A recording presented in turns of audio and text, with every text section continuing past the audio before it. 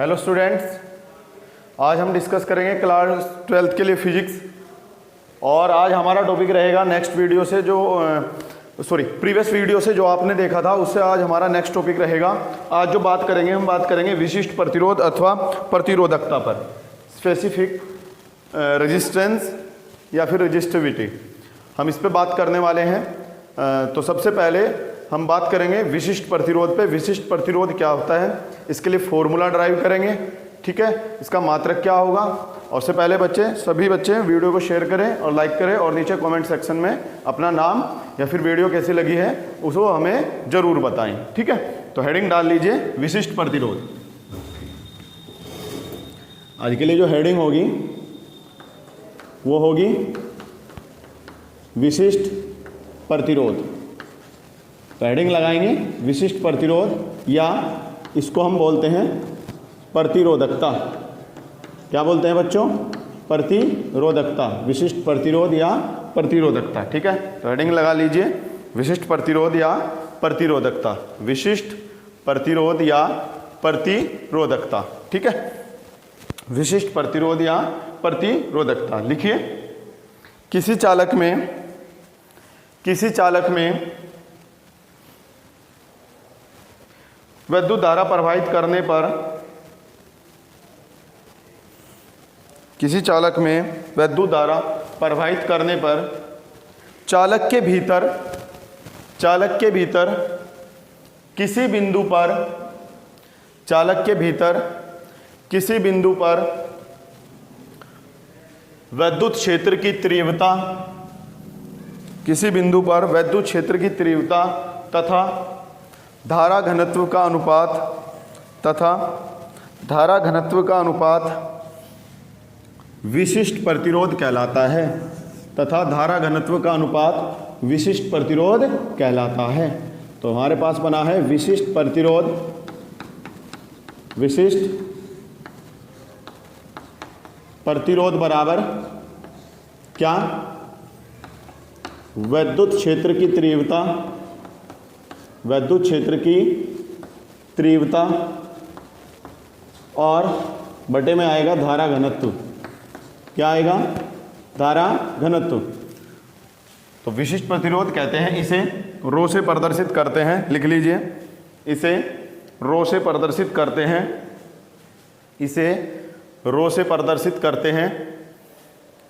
तब यह जाएगा रो बराबर विद्युत क्षेत्र की तीव्रता होती है ई, और धारा घनत्व को लिखते हैं हम जे से। किससे लिखते हैं? जे से।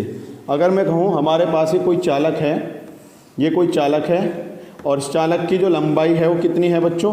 L है। जिस चालक से हमने विद्युत क्षेत्र की तीव्रता और धारा घनत्व देखा है, चालक की लंबाई कितनी है बच्चों? L है। और इसके सिरों पर लगाया गया विभवांतर कितना है बच्चों? V है। तब विद्युत क्षेत्र की तीव्रता होती है E बराबर V/L। कितनी होती है बच्चों? E बराबर V/L। और धारा घनत्व होता है J बराबर विद्युत धारा बटे क्षेत्रफल। क्षेत्रफल किसका आएगा? चालक के अनुप्रस्थ काट का क्षेत्रफल आएगा। किसका क्षेत्रफल आएगा बच्चों? चालक के अनुप्रस्थ काट का क्षेत्रफल आएगा। तो जाएगा E बराबर V/L या और J बराबर I/A, दोनों की वैल्यू यहाँ पुट करेंगे। सो रो इज इक्वल्स टू आ जाएगा, E की वैल्यू है हमारे पास V/L अपॉन, यहाँ से वैल्यू रखेंगे J की वैल्यू है हमारे पास I/A। A सबसे ऊपर जाएगा और I जाएगा L के पास। तो आ जाएगा हमारे पास रो बराबर V इंटू A अपॉन यह है I into L, I into L। V/I आपने पता है, V/I बराबर होता है रेजिस्टेंस, यानी कि प्रतिरोध के बराबर होता है। किसके बराबर होता है बच्चों? प्रतिरोध के बराबर होता है। तो V/I का मान R पुट करेंगे।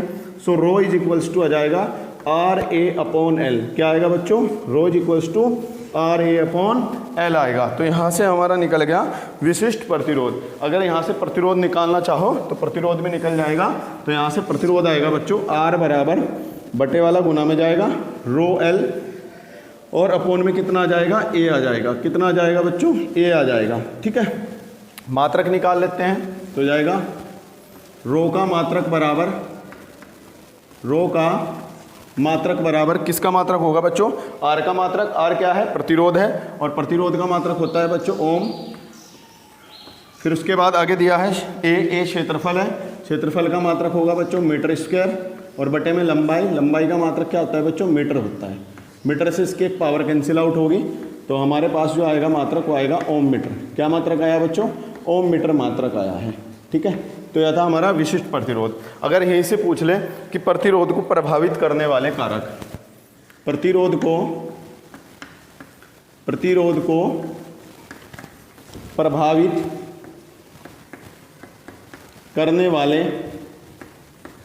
करने वाले कारक कि कौन कौन से कारणों से प्रतिरोध प्रभावित होगा, तो हमारे पास जो फॉर्मूला आया था वो आया था क्या, रेजिस्टेंस, यानी कि R is equals to rho L upon A. इसका मतलब क्या है कि R जो है वो लंबाई के अनुक्रमानुपाती होगा और R जो है वो अनुप्रस्थ काट के क्षेत्रफल के व्युत्क्रमानुपाती होगा।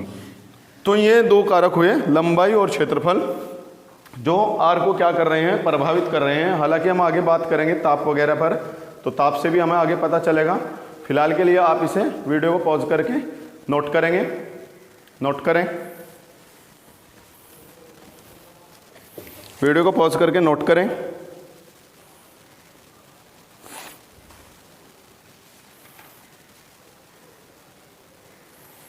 नोट करें और हेडिंग लगाएंगे। वीडियो को पॉज करके नोट कर लें।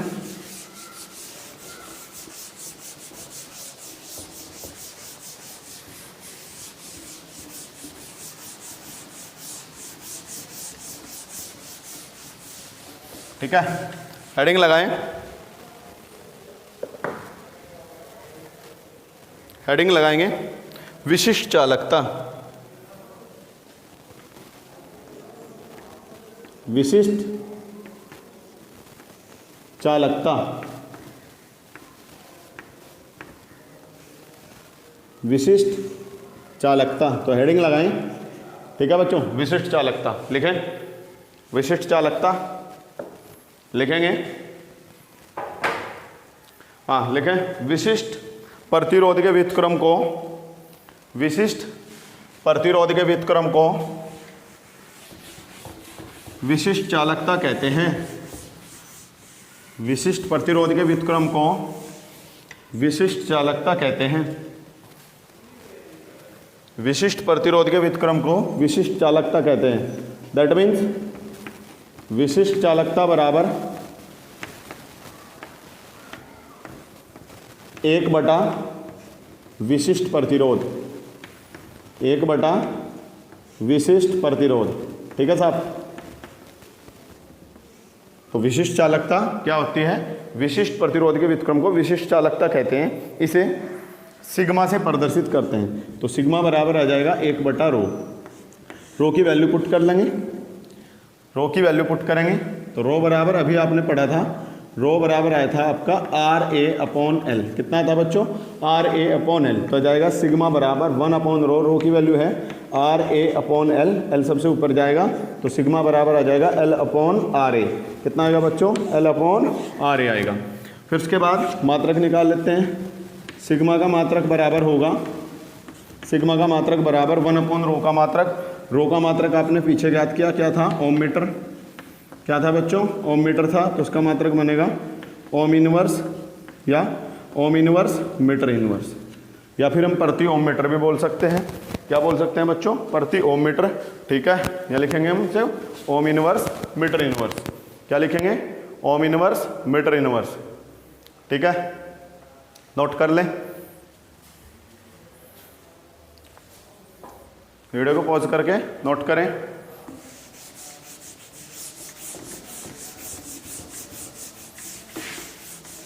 अगली हेडिंग पे पढ़ेंगे अभी। ठीक है, अगली हेडिंग की ओर बढ़ते हैं। ठीक है साहब, अगली हेडिंग डाल लीजिए, ओमीय तथा अनोमीय परिपथ।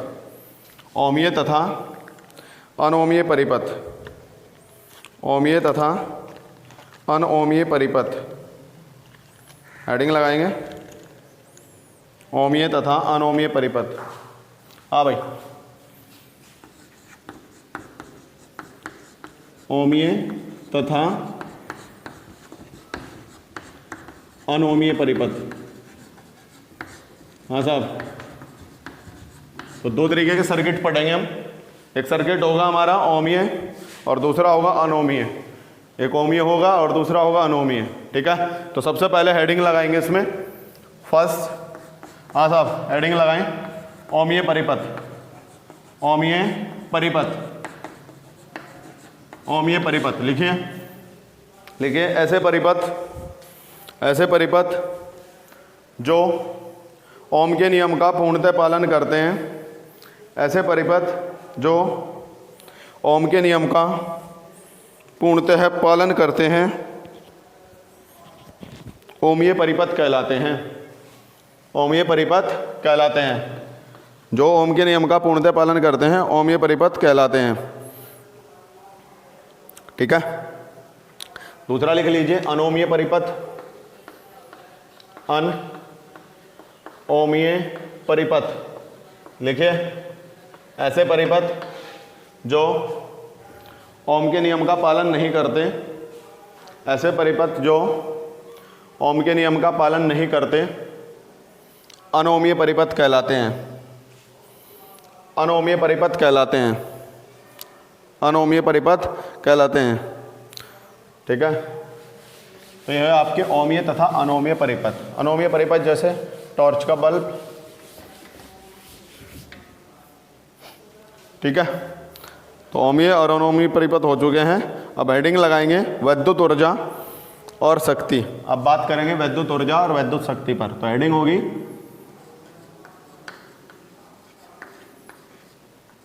वैद्युत ऊर्जा एवं शक्ति। एवं शक्ति मतलब वैद्युत शक्ति, ठीक है।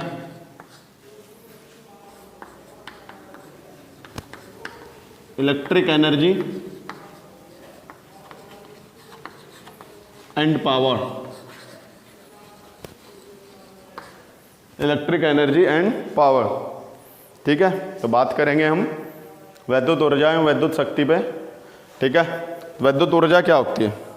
आपको पता है जब किसी परिपथ में वैद्युत धारा आती है, क्या आती है परिपथ में? वैद्युत धारा आती है। सपोज आपके पास कोई फैन है, वो फैन किससे चलता है? वो फैन एनर्जी से चलता है। किससे चलता है? एनर्जी से। किसकी एनर्जी से चल रहा है? विद्युत का फैन है तो किसकी एनर्जी से चलेगा? विद्युत की एनर्जी से। सपोज करो आपको हाथ से घुमाना पड़ जाए तो क्या होगा? वो आपकी एनर्जी से चलेगा। किसकी एनर्जी से चलेगा? आपकी एनर्जी से चलेगा। इसका मतलब ये हुआ कि विद्युत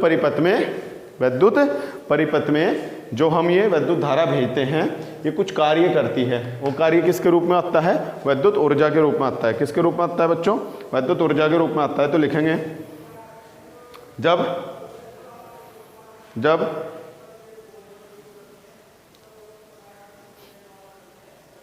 हाँ लिखें, जब किसी चालक में धारा प्रवाहित की जाती है, जब किसी चालक में धारा प्रवाहित की जाती है, जब किसी चालक में धारा प्रवाहित की जाती है तो चालक के अंदर इलेक्ट्रॉन मुक्त रूप से घूमना शुरू कर देते हैं। तो चालक के अंदर इलेक्ट्रॉन मुक्त रूप से घूमना शुरू कर देते हैं, यानी कि उन्हें घूमने के लिए किसी एनर्जी की जरूरत पड़ रही है। वो किसने दी? विद्युत ने। घूमना शुरू कर देते हैं, अर्थात इलेक्ट्रॉनों को घूमने के लिए एक ऊर्जा की आवश्यकता होती है।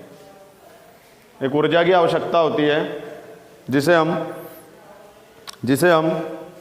विद्युत ऊर्जा कहते हैं, जिसे हम विद्युत ऊर्जा कहते हैं, जिसे हम विद्युत ऊर्जा कहते हैं, ठीक है, जिसे हम विद्युत ऊर्जा कहते हैं।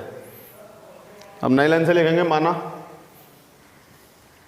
माना किसी विद्युत परिपथ का प्रतिरोध R, किसी विद्युत परिपथ का प्रतिरोध R तथा परिपथ में सिरों पर लगाया गया विभवांतर V और परिपथ में बहने वाली धारा I हो, परिपथ में बहने वाली धारा I हो, तब विभवांतर की परिभाषा से आप सभी ने पढ़ा है क्या? V बराबर W/Q, हाँ या ना? तो क्या करेंगे, मल्टीप्लाई इधर करेंगे तो W बराबर आ जाएगा V गुणा Q, और Q बराबर सभी ने पढ़ा है होता है IT, आवेश के प्रवाह की दर विद्युत धारा कहलाती है। उसी फॉर्मूले से आता है, आपने फॉर्मूला पढ़ा है I बराबर Q अपॉन T, T की मल्टीप्लाई I के साथ करेंगे तो आ जाएगा Q बराबर IT। क्या आएगा बच्चों, Q बराबर IT आएगा। ये वैल्यू यहाँ पुट करेंगे। सो ऊर्जा यानी कि कार्य, ये कार्य ऊर्जा है, W बराबर आ जाएगा, वैल्यू पुट करेंगे V इंटू आई टी। क्या आएगा बच्चों, V इंटू आई टी आ जाएगा। तो फर्स्ट फॉर्मूला हमारे पास निकल गया है ऊर्जा के लिए, W बराबर वी आई टी, इतने जूल ऊर्जा होगी। अब ये जो ऊर्जा आई है विभवांतर धारा और समय के पदों में आई है। अब इसको हम चेंज भी कर सकते हैं, क्या विभवांतर को प्रतिरोध और धारा के पदों में बदल दें, या धारा को ऐसे करके एक दूसरे के पदों में बदलेंगे। तो सबसे पहले विभवांतर, आप सभी ने पढ़ा है विभवांतर बराबर होता है विद्युत धारा गुणा प्रतिरोध, विद्युत धारा गुणा प्रतिरोध। इसकी जगह V की जगह पुट करेंगे। सो W इज इक्वल्स टू आएगा हमारे पास V की जगह IR इंटू I और इंटू T, तो जाएगा W बराबर I स्क्वायर RT। कितना आएगा बच्चों, W बराबर I स्क्वायर RT आएगा। कितना आएगा बच्चों, W बराबर I स्क्वायर RT आएगा। उसके बाद ये जो हमारे पास फॉर्मूला है धारा प्रतिरोध और किसके पदों में है, ये ऐसे समय के पदों में। अब की बार I की वैल्यू पुट करेंगे, तो I की वैल्यू पुट करेंगे, आप सभी ने पढ़ा है I बराबर होता है V अपॉन R, I बराबर V अपॉन R पुट करेंगे तो W बराबर आ जाएगा, I की जगह V अपॉन R रखेंगे, V अपॉन R का स्क्वायर इंटू R और इंटू T, तो जाएगा W बराबर V square upon R square into R into T। R से R एक पावर कैंसिल होगी, तो W बराबर आ जाएगा यहाँ से क्या, V square upon R into T। ये भी ऊर्जा है, ये भी क्या है, ऊर्जा, और सबका मात्रक क्या है बच्चों, जूल है। सबका मात्रक क्या है, जूल है। अब इसी पे आगे बात करते हैं शक्ति की। किसकी बात करेंगे, शक्ति की। तो शक्ति क्या होगी, शक्ति होती है वैद्युत ऊर्जा के व्यय होने की दर। क्या होती है, वैद्युत ऊर्जा के व्यय होने की दर। तो लिख ले विद्युत शक्ति की परिभाषा। सबसे पहले वीडियो को पॉज करके ये वाला पोर्शन नोट करेंगे, ये वाला पोर्शन नोट करें, और ये होगा वैद्युत शक्ति। क्या लिखेंगे, वैद्युत ऊर्जा व्यय की दर विद्युत शक्ति कहलाती है, विद्युत शक्ति कहलाती है। विद्युत ऊर्जा व्यय की दर विद्युत शक्ति कहलाती है। ठीक है, कितने समय में कितनी ऊर्जा खर्च हुई है, कितने समय में कितनी ऊर्जा खर्च हुई है, वो कहलाती है इस परिपथ की शक्ति। क्या कहलाती है बच्चों, परिपथ की शक्ति कहलाती है। तब इसे P से डिनोट करते हैं। किससे डिनोट करते हैं बच्चों, P से डिनोट करते हैं। मैं मान लूँ, माना किसी परिपथ में T सेकंड समय में, किसी परिपथ में T सेकंड समय में W जूल ऊर्जा व्यय हो, तब परिपथ की शक्ति P बराबर W अपॉन T होगी। क्या होगी, P बराबर W अपॉन T होगी। अब शक्ति का मान निकालते हैं, चलेंगे इससे। अब शक्ति का मान निकाल लेंगे तो W का मान रखेंगे। सबसे पहले W का फर्स्ट फॉर्मूला जो विभवांतर धारा और समय के पदों में है, तो P बराबर आ जाएगा VIT अपॉन T, T से T कैंसिल आउट होगा, P बराबर आएगा VI। सेकेंड वाला फॉर्मूला रखेंगे जो इसका धारा प्रतिरोध और समय के पदों में है, तो आ जाएगा P बराबर, हाँ W की वैल्यू कितनी है, ये है I स्क्वायर RT और अपॉन T, T से T कैंसिल आउट होगा, तो P बराबर आ जाएगा बच्चों I स्क्वायर R। कितना आएगा बच्चों, P बराबर I स्क्वायर R आएगा। अब थर्ड फॉर्मूला रखेंगे तो P बराबर W अपॉन T, हाँ भाई P बराबर W की वैल्यू पुट करेंगे, कितनी है, यह है V square upon R into T upon T, T से T कैंसिल आउट, तो P बराबर आ जाएगा V स्क्वायर अपॉन R। कितना आएगा बच्चों, P बराबर V स्क्वायर अपॉन R आएगा। वीडियो को पॉज करके नोट कर लें, वीडियो को पॉज करें और नोट करें।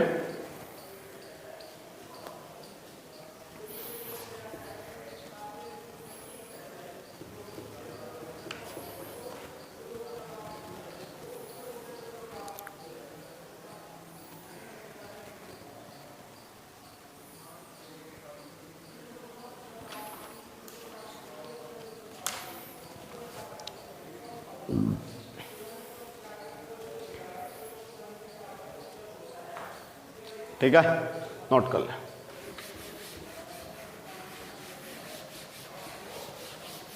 अब इसके छोटे बड़े मात्रक भी होते हैं, तो सबसे पहले विद्युत शक्ति के मात्रकों पर बात करेंगे, फिर हम परिपथ में निकाल लेंगे कि ऊर्जा व्यय को कैसे निकाल सकते हैं यूनिटों में, जिसे हम किलोवाट घंटा पुकारते हैं।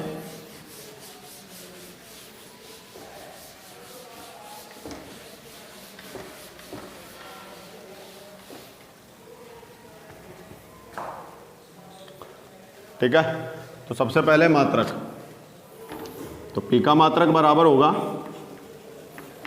भाई पी का मात्रक बराबर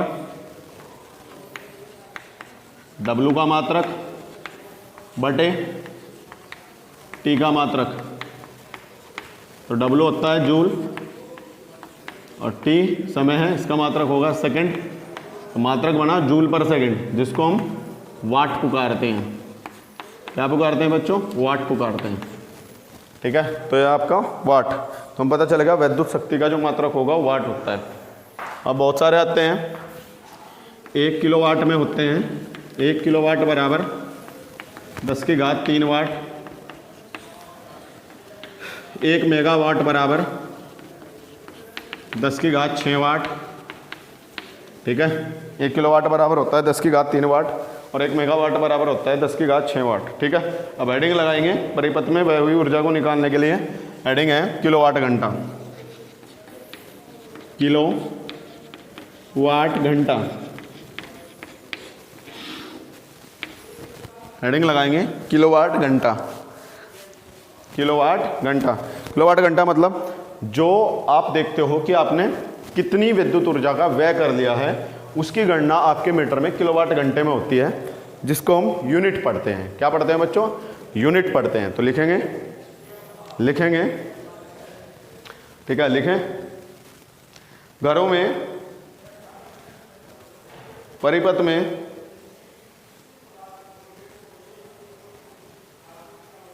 ठीक है, घरों में परिपथ में व्यय होने वाली विद्युत ऊर्जा को, घरों में भी है, कहीं कारखानों में, कहीं पे भी जहाँ मीटर लगे हों वो मेजरमेंट इसमें करते हैं। ठीक है, व्यय होने वाली ऊर्जा को, व्यय होने वाली ऊर्जा की गणना को, ऊर्जा की गणना को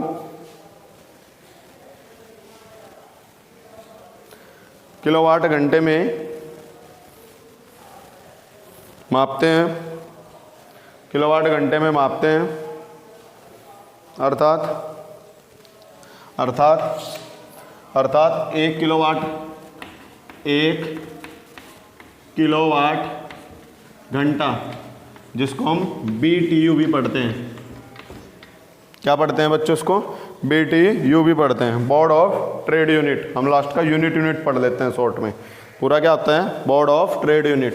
ठीक है, 1 किलोवाट घंटा है तो इसको बदलेंगे वाट में। तो सबसे पहले इसे लिखेंगे 1 किलोवाट गुणा 1 घंटा। ठीक है साहब, क्या लिखेंगे? 1 किलोवाट गुणा 1 घंटा। 1 किलोवाट में कितने वाट होते हैं? 10 की घात 3 वाट।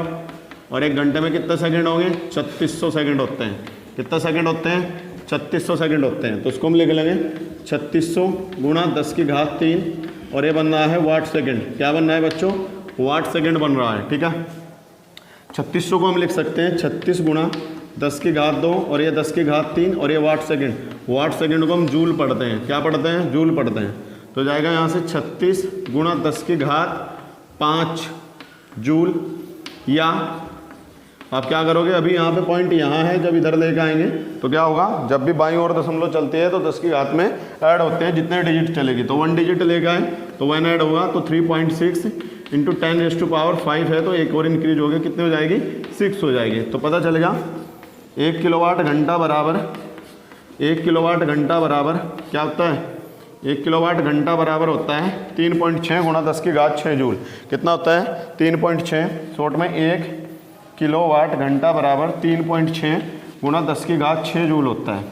1 किलोवाट घंटे को हम शॉर्ट में क्या पढ़ते हैं? यूनिट पढ़ते हैं, जबकि होता क्या है? वो BTU होता है, किलो वाट घंटा।